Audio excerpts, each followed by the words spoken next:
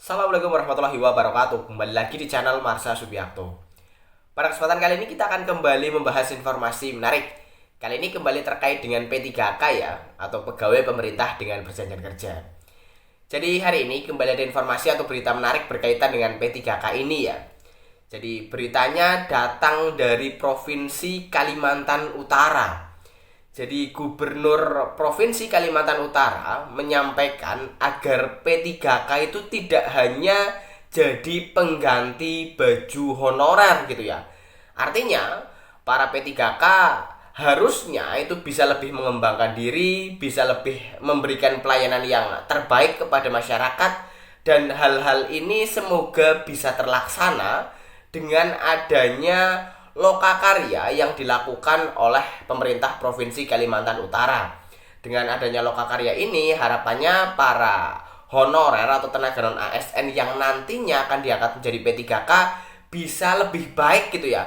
Artinya tidak hanya sekedar diangkat jadi ASN, tetapi tentunya harus ada peningkatan dari mulai kompetensi, integritas, pemberian pelayanan kepada masyarakat, dan hal-hal lainnya yang tentunya harapannya bisa berdampak lebih baik terhadap kualitas pelayanan seorang pegawai terhadap masyarakatnya.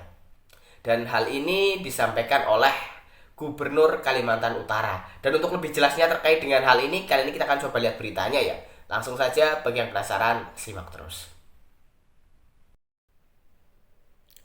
Oke, bismillahirrahmanirrahim, langsung saja kita mulai. Jadi inilah berita atau informasi berkaitan dengan P3K yang harapannya bukan hanya sekedar pengganti baju honorer gitu ya. Diberitakan oleh jpnn.com, judulnya catat ya, P3K bukan sekadar pengganti baju honorer. Kita coba bacakan ya.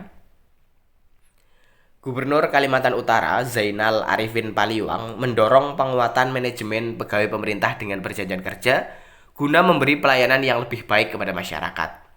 Hal tersebut disampaikan Gubernur Kaltara saat membuka lokakarya kebijakan manajemen P3K di Gedung Gadis Bulungan, Senin 25 November 2024. Saya menyambut baik penyelenggaraan lokakarya ini. Dengan wawasan baru terkait manajemen P3K, saya yakin para peserta dapat memberikan pelayanan yang lebih baik kepada masyarakat. Ucapnya pada lokakarya tema Tahapan Pengadaan P3K Seleksi Kompetensi CAT Tahap 1 dan persiapan seleksi pendaftaran tahap 2 pemerintah Provinsi Kalimantan Utara. Zainal Arifin Paliwang menegaskan pentingnya lokakarya sebagai wadah berbagi pengetahuan dan pengalaman guna meningkatkan kualitas pelayanan publik di provinsi itu. Dia juga menyoroti peran P3K sebagai bagian dari aparatur sipil negara sesuai amanat Undang-Undang Nomor 20 Tahun 2023. P3K dinilai mampu menjawab kebutuhan akan sumber daya manusia yang lebih fleksibel, profesional, dan berorientasi hasil. Sistem ini memungkinkan rekrutmen berdasarkan kompetensi yang spesifik dan dibutuhkan, kata dia, sehingga mendukung tata kelola pemerintahan yang lebih efektif. Menurutnya, P3K bukan sekedar pengganti baju tenaga honorer, melainkan inovasi strategis dalam menciptakan birokrasi modern yang adaptif dan berdaya saing tinggi. Dengan sistem merit dan seleksi berbasis computer assisted test, kita dapat memastikan calon P3K memiliki kompetensi sesuai kebutuhan organisasi, ucapnya. Pemprov Kaltara telah membuka penerimaan calon P3K 2024 melalui pengumuman Gubernur nomor bla bla bla bla tertanggal 30 Oktober 2024 dengan 3 jenis formasi, yaitu tenaga teknis dari 1.163 pelamar, sebanyak 1.162 memenuhi syarat, dan 1 pelamar tidak memenuhi syarat. Kemudian formasi guru dari total 88 pelamar, terdapat 84 pelamar memenuhi syarat dan 4 tidak memenuhi syarat. Sementara itu, untuk formasi tenaga kesehatan dari 1.255 pelamar, sebanyak 1.254 memenuhi syarat dan 1 pelamar tidak memenuhi syarat. Menurutnya, jumlah pelamar yang signifikan ini mencerminkan antusiasme masyarakat untuk bergabung sebagai P3K. Lebih jauh, Zainal menekankan pentingnya transformasi birokrasi menuju Indonesia Emas 2045 melalui 3 pilar, meliputi transformasi organisasi yang lebih fokus dan spesialisasi, sistem kerja fleksibel dan kolaboratif, serta pengelolaan SDM berbasis human capital yang tangguh.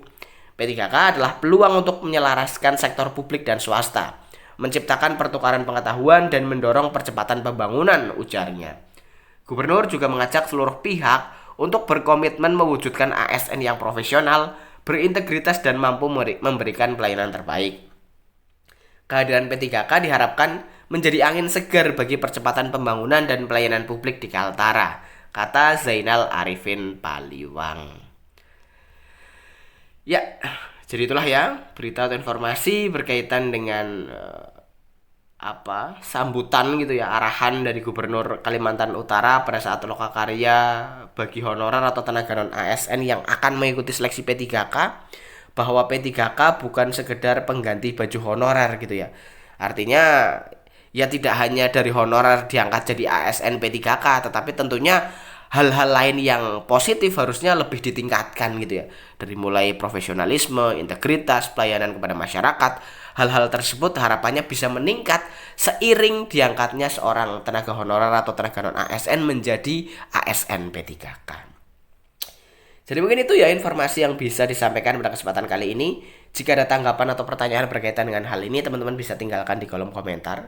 Terima kasih, mohon maaf bila ada kesalahan. Wassalamualaikum warahmatullahi wabarakatuh.